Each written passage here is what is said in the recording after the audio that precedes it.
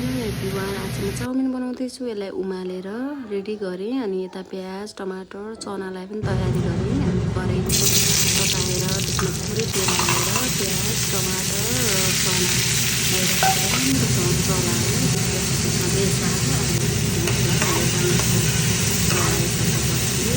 अब यसलाई थोरै नुन पनि हालेर अनि यसलाई छोपिकन एकछिन छोपिसकेपछि मजाले पाक्छ नि त टमाटर र प्याज अनि मजाले चलाउने होइन।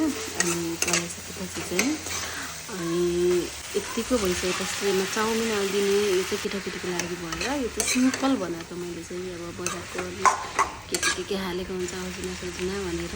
अनि त्यसपछि यसमा चाहिँ थोरै सोया सस पनि हालिदिने। त्यसपछि मजाले भुट्ने होइन। भुटिसकेपछि चाहिँ यत्तिको हुन्छ अनि यत्तिको भइसकेपछि चाहिँ यसलाई प्लेटमा राखेँ। यत्तिको भएको छ अनि मेरा नानी बाबुले चाहिँ घुमी खाँदैछन् मिठो पनि। Thank you.